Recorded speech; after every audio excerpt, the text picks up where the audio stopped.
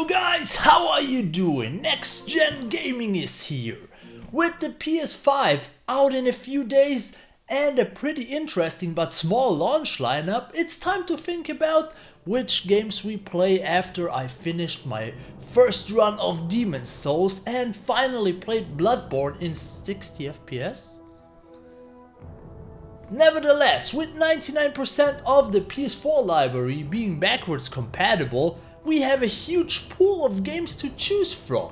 So I decided to make a top 10 list of my favorite PlayStation 4 Hidden Gems that you might have missed, that deserve a second playthrough on my PS5, or that could use the extra power to run a bit smoother on the PlayStation 5.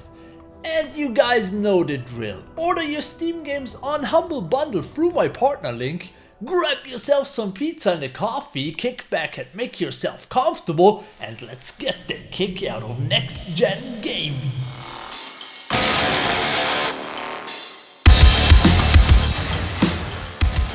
As always, we are going to kick off my video with your recommendations.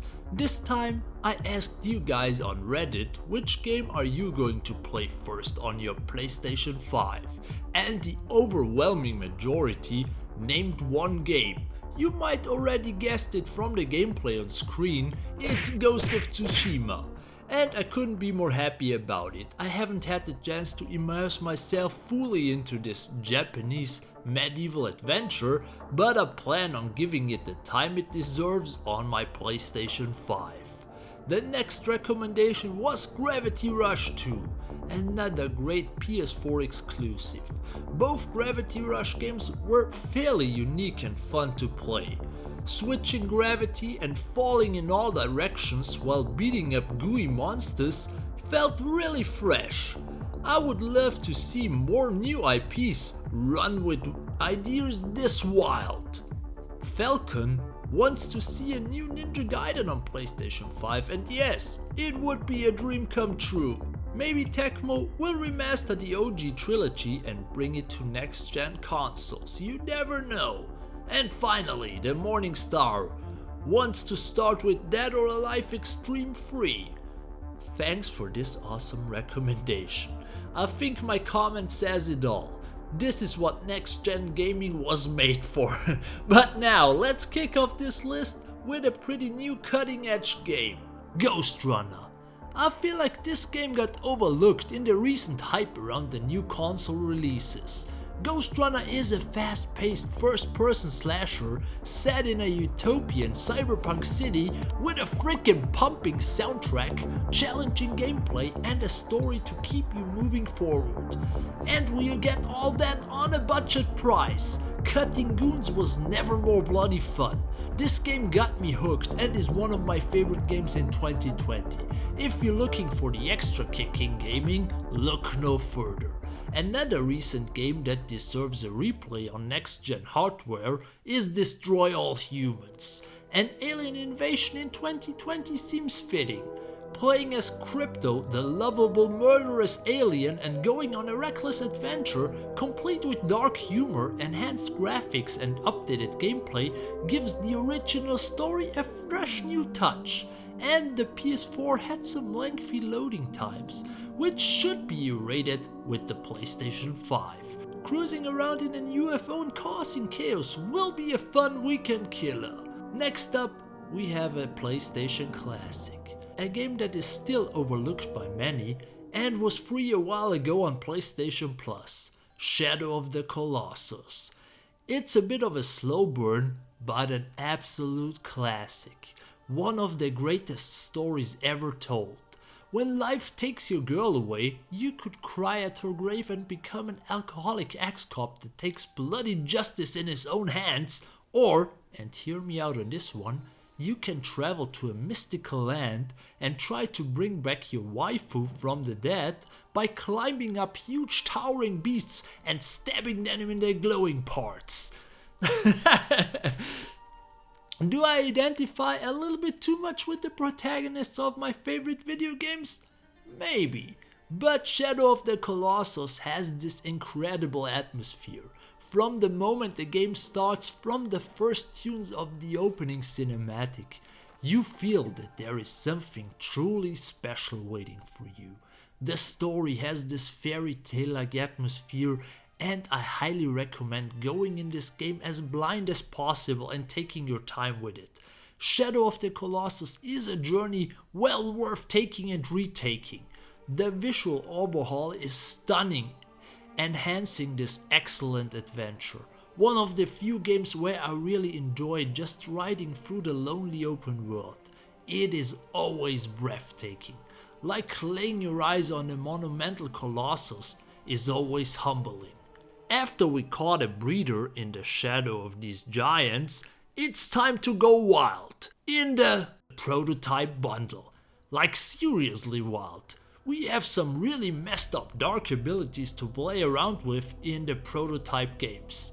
In the first one, we play as Alex Mercer, a broke, hideously deformed and recently homeless person. As such, there is no better time to explore the whole city of New York and make it your playground, to test our newly gained powers, and these abilities make us feel like a super-powered legend.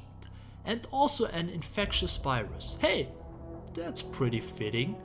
The ability to consume people and pretend to be them is also a fun and certainly unique stealth mechanic.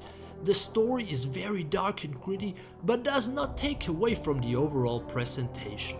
And the chaos you can wreak in these games is just crazy.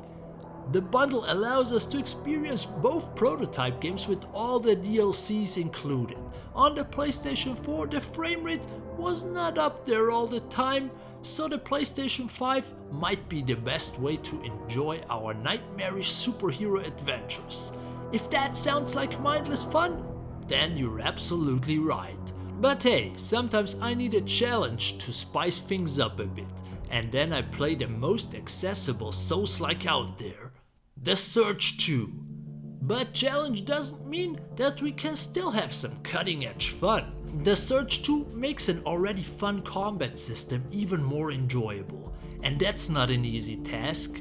Jericho City is an interesting arena for depth and exploration with its intricate paths and hidden bits. The combat system and the satisfying finisher mechanic is one of the coolest ways to level up in a Souls-like. You need a new leg armor? Well, ask the friendly guys from the neighborhood watch to help you out. The cyberpunk-inspired world sure is a nice change to all these medieval fantasy Souls-likes.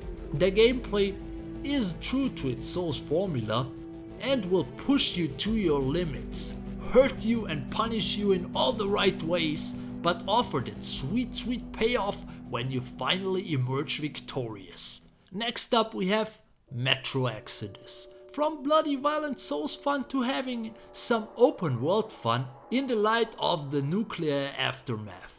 Moving away from the dark tunnels of Moscow's underground, following the railroad into the unknown in this memorable adventure. Metro Exodus stands as a terrific post-apocalyptic shooter that expands the Metro series without ignoring its survival roots. This is an excellent narrative-focused shooter, and effort was put into making even the side areas rewarding in both narrative expansion and bonus upgrades to your gear.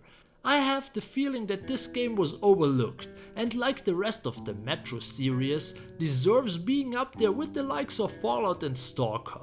This is a fun train ride with friends. And talking about taking a ride, Shadow of War. As a huge Lord of the Rings fan, I'm always down for an adventure. And when this adventure includes riding drakes and raiding orc forts in the most violent way possible, then you can be sure that I leave my handkerchiefs at home and paint the orcish interior in a rosy high-colored tone. Also, making a nemesis is weirdly addictive, and these orc nutcases make some of the best VAS knockoffs in gaming history. Recently free with PlayStation Plus 2, this game is perfect if the open world of the next game on this list is too tame for you and you just want to slaughter a ton of orcs in this Lord of the Rings power fantasy. If you need a more immersive adventure that doesn't go as wild with its lore, but double as wild with its hunt, then The Witcher 3 The Wild Hunt is your jam. It's not a secret that The Witcher 3 is one of my favorite games. I sunk a shit ton of hours in the main campaign and its truly amazing DLCs, and I can't wait to dive into this amazing adventure once again. The amount of content we find in The Witcher 3 is outstanding. A giant open world filled with intriguing stories, enjoyable combat and a quest overload. That's what I call a defining game of a generation. An action RPG dream come true. CD Projekt Red has managed to build a huge world that is both interesting and entertaining to explore. One of the few games where every side quest had an interesting backstory. And the same can be said for the next game on this list as well, maybe in a more condensed setting. Yakuza 6. Since I'm not a fan of turn-based combat, I skipped the recent Yakuza 7, but thank God a replay of Yakuza 6 offers one of the finest, most realized crime stories in gaming. Its blend of gritty crime drama, hyper-explosive combat, and all the hilarious soap opera side quests are truly unique in gaming. Refurnishing a Popo store with the helping hands of a goon in the new game engine blew me away the first time I played through this game. The game engine that just started its lifetime and hopefully flexes its muscle in another beat 'em up style Yakuza game on PlayStation 5. Yakuza 6 also marked the end of the mainline story of my favorite protagonist in gaming, Kiryu Kazuma, granting him a fitting end for the best dad in gaming that we have seen grown over so many years. Crazy how time flies, especially when you play the #1 spot on this list. That's what I call a smooth transition into Divinity Original Sin 2. Divinity Original Sin 2 is the best round-based RPG this gen. Didn't I just mention round-based RPGs a second ago? I must imagining things.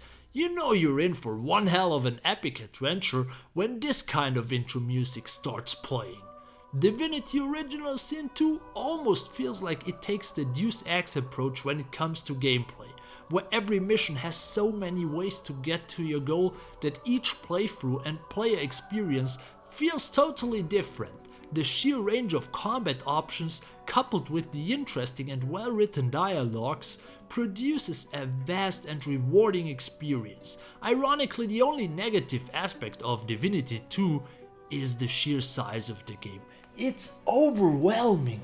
You can dunk a few hundred hours into this game and there's still more to explore. But yeah. These are the backwards compatible games I want to experience first on my PlayStation 5.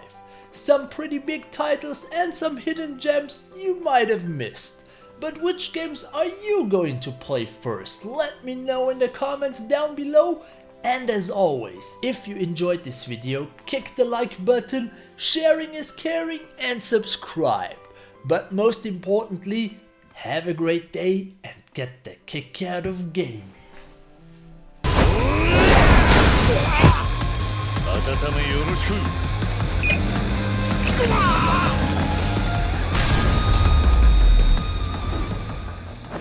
手間取らせやがって